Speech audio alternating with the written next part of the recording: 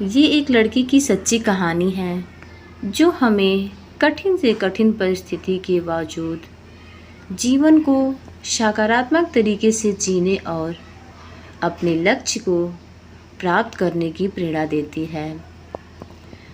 25 सितंबर 2000 की बात है, जब मैरिकल एप्टन महज 11 साल की थी।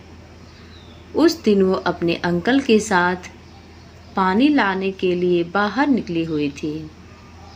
रास्ते में उन्हें 4-5 लोगों ने घेर लिया। उनके हाथों में धारदार हथियार थे।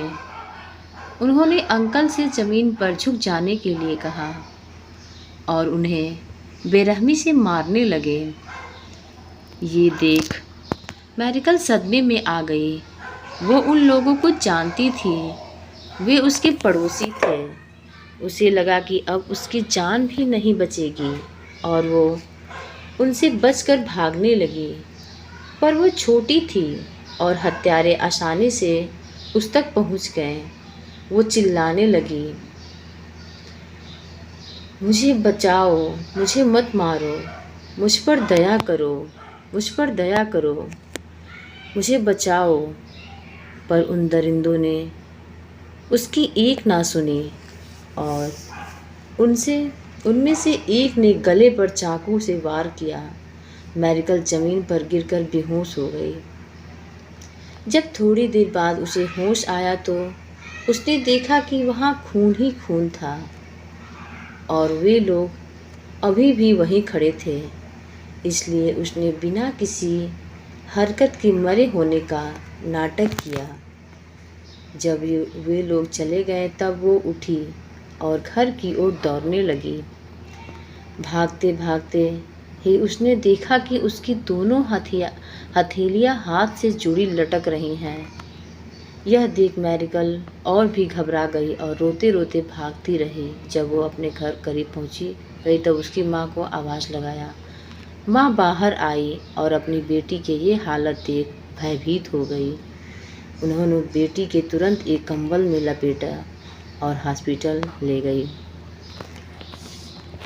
हॉस्पिटल दूर था। पहुंचते पहुंचते काफ़ी वक्त बीत गया। डॉक्टर को कोई उम्मीद नहीं थी कि वे मैरिकल को बचा पाएंगे, पर 5 घंटे के ऑपरेशन के बाद जिंदा थी, पर डॉक्टर उसका हाथ नहीं बचा पाए। परेशानी यहीं खत्म नहीं हुई। जब ये वापस गए तो उनका घर लूट कर जलाया जा चुका था। गरीब होने के कारण उनके पास हॉस्पिटल का बिल भरने के पैसे भी नहीं थे, पर दूर के एक रिश्तेदार आचार्य बिशप आंटोनियो डेलेशमा की मदद से वे बिल भर पाएँ और अपराधियों को सज़ा दिलाएं।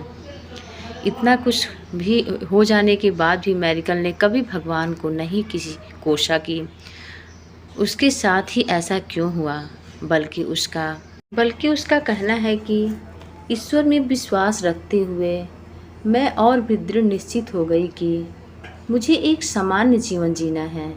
मुझे लगता है कि मैं दुनिया में किसी ज़रूरत मिशन के लिए हूँ, इसलिए मैं इस हमले से बच पाई। मैरिसल ने हाई स्कूल की पढ़ाई पूरी की और 2008 में होटल मैनेजमेंट का कोर्स भी पूरा किया और बचपन से खाना बनाने के शौक़ के कारण 2011 में शेफ बनने की शिक्षा पूरी की। इतनी बड़ी डिसेबिलिटी के बावजूद जीवन में आगे जाने के जज्बे को आसपास के लोग नज़रअंदाज नहीं कर सकते थे और जल्द ही मैरिकल को मीडिया हाईलाइट करने लगा। ऐसे ही एक कार्यक्रम को देखकर होटल एड्सा सांग्रीला मैनिला फिलिपींस ने उसे अपने यहाँ किसी एक प्रोजेक्ट पर काम करने का मौका दिया। मैरिकल के साथ काम करने वाले शेफ अल्जामिल बोर्जा बताते हैं, वो मदद के लिए सिर्फ तभी पुकारती है जब उन्हें कोई गर्म पात्र हटाना होता है या किसी शीशी का चिकना ढक्कन खोलना होता है। मैरिसेल आज भी उसी होटल में बतौर शेफ काम करती है और अपने जज्बे के दम पर लाखों करोड़ों लोगों को प्रेरित करती है। फ्रेंड्स, अक्सर हम अपनी लाइफ में आने वाली छोटी मोटी परेशानियों से घबरा जाते हैं और अपना विश्वास कमज़ोर कर बैठते हैं। पर आज की ये कहानी बताती है कि सिचुएशन कितनी भी ख़राब क्यों ना हो, हम उसे बदल सकते हैं। मैरिसल की कही यह बात हमें याद रखनी चाहिए। यदि आप सपने देखें, कड़ी मेहनत करें और ईश्वर में आस्था रखें तो कुछ भी संभव है। तो दोस्तों, ये इंसानी जज्बे की सच्ची कहानी आपको कैसी लगी? अगर ये कहानी आपको अच्छी लगी है, प्लीज़ इस वीडियो को शेयर करें, लाइक करें और मेरे चैनल को सब्सक्राइब करना ना भूलें।